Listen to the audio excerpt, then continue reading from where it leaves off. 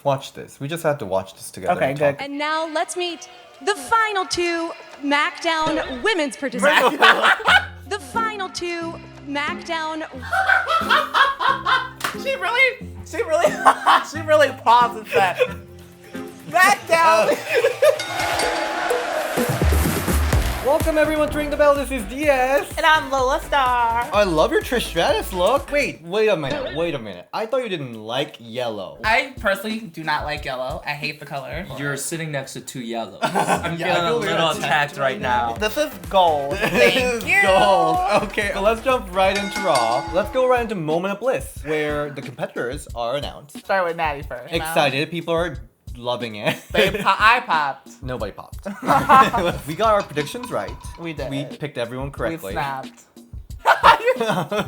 Yeah, I got too used to my blonde hair the other day when I was in drag. You look so good. Thank you. Back to Raw. Natty came out. We all popped. All popped. Everyone. The world stopped. Yes, the word stopped. And Dana Brooke, surprisingly, with not much pop this week. Dana Brooke. Yes. I thought she got a little something. It wasn't like Naomi's pop. But Okay. It was a little something. A little something. She's really riding that popularity recently, and I like her. Well, she's really coming for that opportunity character. Yeah, okay, she keeps saying opportunity. She said it like every single sentence. Like this opportunity. Opportunities. Enough. She really says opportunity a lot. Yes, the way she says it is funny to me. Yeah, I love she Dana. really talks about the opportunity. Opportunity. Well, she's getting the opportunity, so I hope she runs with it. And then they started bickering at each other about the whole AirPod situation, which never happened. I belong here.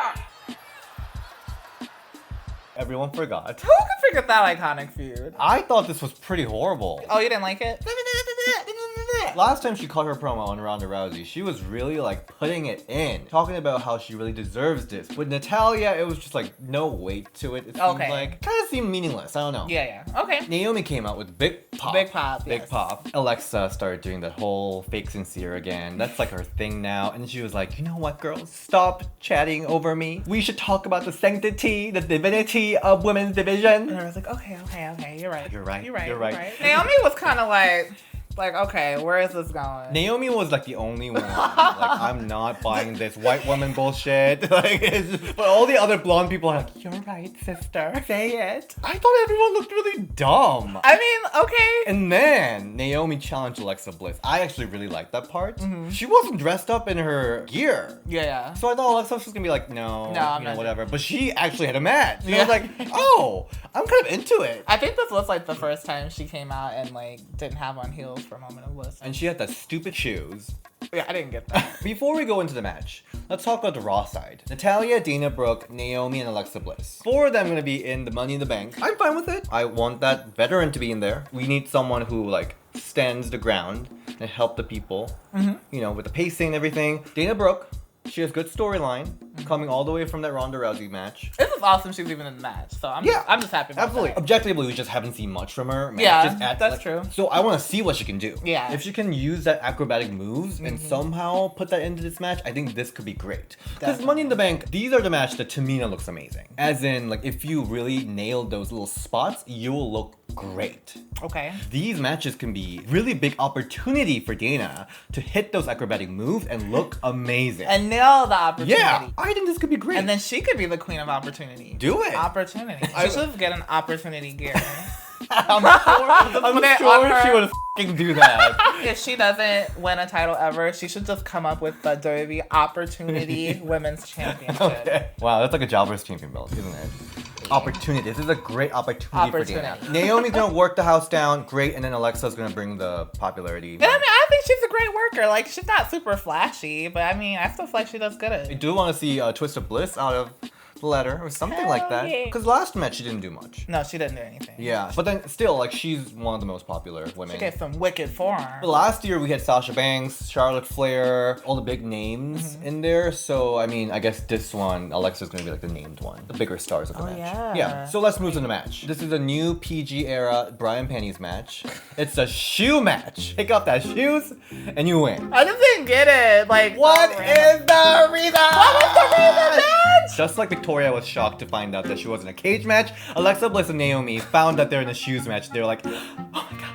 How First historic. ever. I really don't get it. I mean, the story was kind of interesting in a sense that she was like tying her shoes. I've never seen that, so it's new. Are they trying to make this her thing though? Because they like they wardrobe even, malfunctions? Because they even mentioned it like for Money in the Bank. I know that Alexa can tell a story. That's her thing. She can tell a story with her face. She can talk. I just don't know if she could really tell this story. Like I could see that she was struggling with her shoes. It just wasn't significant. It doesn't match her character. Overall, it didn't work for me. She's a heel. For the heel to struggle with it, Naomi to like attack her while I don't know anything made sense about it. Mickie James made stipulation matches like this work when she had her arm tied back, but she was also face. But that match, it told great story when she was going against Lita. I just didn't get it. And Naomi looked like shit. She was dominated most of the match. I don't think she looked like shit. It's just, I just feel like they're keeping Naomi like strong. I don't think it looked good. I think they're trying to protect Alexa Bliss like this. How? She didn't lose cleanly. It works for both of them because Alexa's like the strongest heel going into the match. Yeah. Collectively for the Money in the Bank. And then Naomi is the strongest face going into it. So I think. But you think it worked? In that aspect, yeah. Because Naomi got the win that she needed. Alexa just looked like a fool, I guess. Oh, girl, you positive. I didn't think it was. I've seen worse, I feel like. Yeah, like, we've all way seen worse. Yeah, that's true. We had a Becky Lynch promo where she was interviewed by Charlie Crusoe. I believe it was Charlie. I actually really liked it. I don't really remember like much of what she said, if I'm honest. People were very hot for Becky. So I think that also helped. She was rather being sincere about, because last week I talked about how Becky's character, the shoot character, doesn't really mix in well with the one-dimensional character of Lacey Evans. They were trying to go more reality route. I don't really remember much of the promo. Okay, but remember what happened after though? No, I remember all of that. I love Becky Lynch, but just her and Charlotte, like I said, it's kind of tired. But I thought it was, I liked it. You know, talking about her temper, you know, getting the best of her, and that she's like, oh, you know, I'm gonna do my best to not lose my manners, but I'm tired of talking. Yeah, I think this is the best I've seen from Lacey, because I just needed to see some real threat from her. She looked really bad last week doing that horrible punch. They edited that out. Yeah, I mean, Lacey looked like a real threat. We've seen this kind of like Brawl angle play out. I think it was done pretty well. I just want to see more like organic Brawl. Did you not like this one? It always happens out there. I like it better when there's like a scene that's set up and it just organically happens. Oh, when it's like the police car and then her head is out and then you like take 2 steps and like kick it.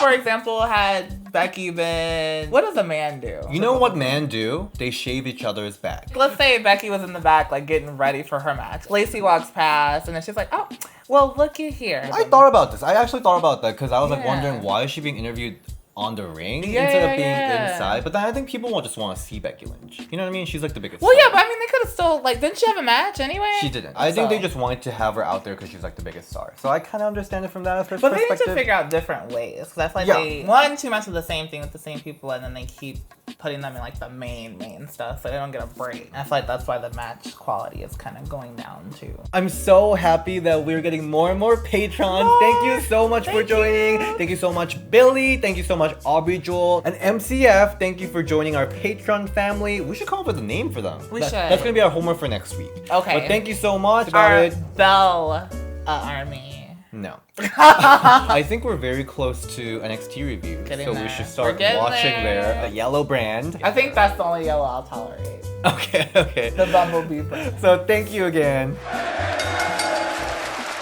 Speaking of match quality, let's move to SmackDown Live. Bayley versus Becky Lynch. First time ever. The first time ever. That's surprising because they... Now we see why. What do you mean? It wasn't that good. What? I thought this match was great. Another great match from Bayley. If I have to choose, I'd probably like the Charlotte-Bayley match better. This match, I feel like should have been way longer. This match was like around 5 minutes.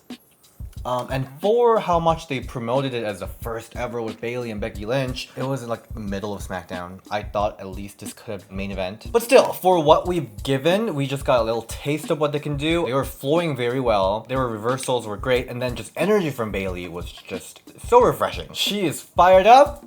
It's great. I agree. I like the Charlotte and Bayley match a lot better. Okay. It seemed like I felt like they had better chemistry. I feel like Becky and Bayley were missing a lot of beats. You think so? Yeah. I thought they were moving so well. Because even like the flow into the disarm her was like weird to me. Pay-per-view! Elbow drop, but Becky got the knees up. Well scouted. Becky grabbing the arm. The ending? Oh, I love that. I love that spot. I thought that was a very good finisher.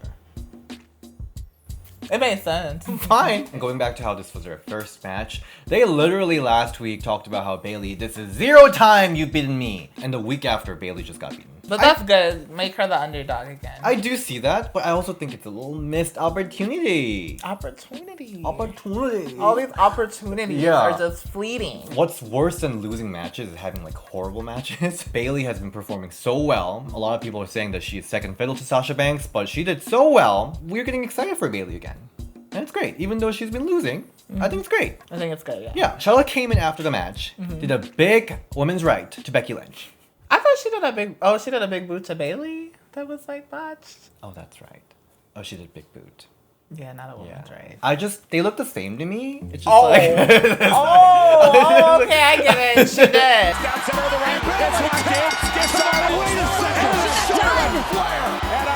It was the same thing. She took off her hat and her skirt too. I remember that. It was the same thing from last week. Wow, WWE, you were doing a really good job booking Becky Lynch. Like, the champ. This is from Dirt Sheet saying that WWE is worried about Becky Lynch losing the steam. I wonder why. Bitch! Just book her well. You get so frustrated. I love it. They're talking as if it's like the third person. Like, oh, we are worried about this. You can write better. The one thing that I did think was interesting from this match is that the commentators keep talking about how that it is not just Lacey Evans and it is not just Lacey and Charlotte. There could be more than 2 threats that night because someone can just cash in. Well, I doubt they're gonna do that again. I don't think they're gonna do it again, but I think it's good message to put it out there that Becky might be dealing with more than just Lacey and because somebody could come out and just maybe align with Charlotte or something like that, or Lacey. Oh, I'm gonna do it. Yeah. And then not Carmella did such a good job with that. Let's move to Money in the Bank participants because they were announcing that in the backstage or a graphics or backstage segment or Bayley interview. was told first. And then, oh my god, this woman. Watch this. We just have to watch this together. Okay, good. And now let's meet the final 2 SmackDown women's participants. The final 2 SmackDown. She really pauses that.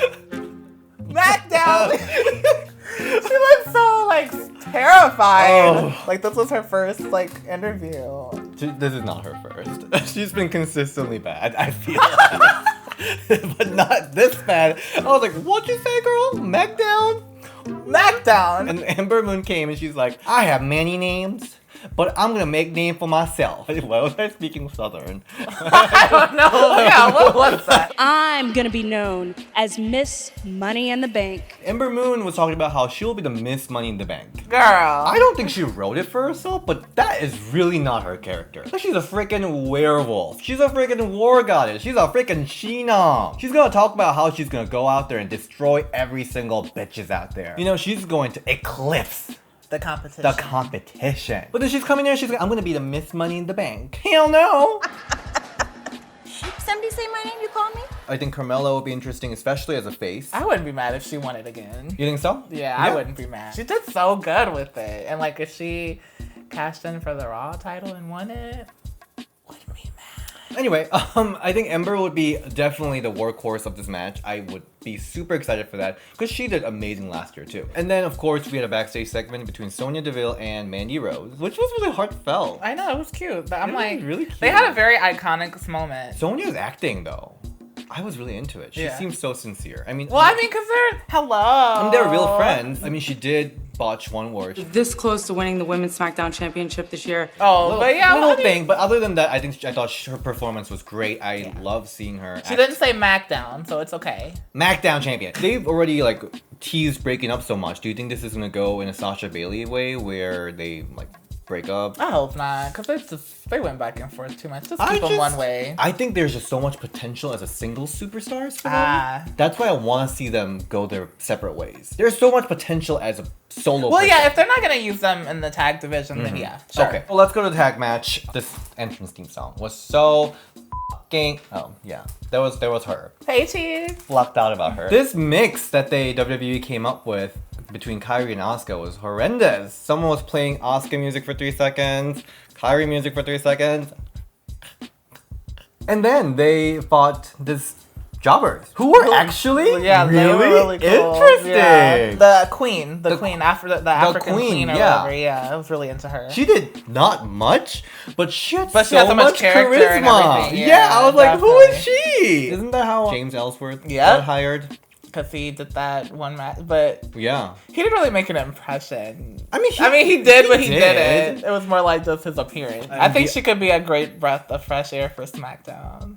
But there's so many people already there. But still, they're not doing anything with them. Yeah, that's true. Mickey James was just stuck in a catering. She should just start serving milk shakes out of catering. That should be like I don't even want to imagine what that is. I want to see it. I would like to see it. My God. I want a fucking milkshake. That sounds wrong. I loved all the tag moves. I'm sorry. I just didn't really like.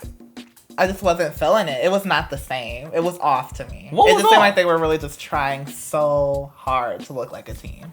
Like Sasha and Bayley. So you're back to now saying Sasha and Bayley's not a team? Are we doing this again? I'm just saying. What are you saying? It was still forced. That's my point. Her and Io on it. I wouldn't say it was like level of that, but I think these moves that they pulled out, just how quickly they were moving with each other, it was something to see. It was great. I was so mesmerized.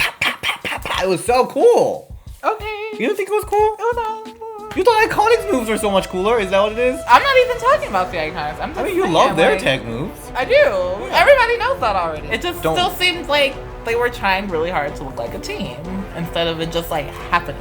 It just seemed like they really like choreographed that like that day. I thought they moved so quickly and so well, and it was very similar type of moves that were meshed together really well. I loved it. And then commentary from Iconic. They were literally me. Like I was like, oh okay, like whatever. Not impressed. I don't like it.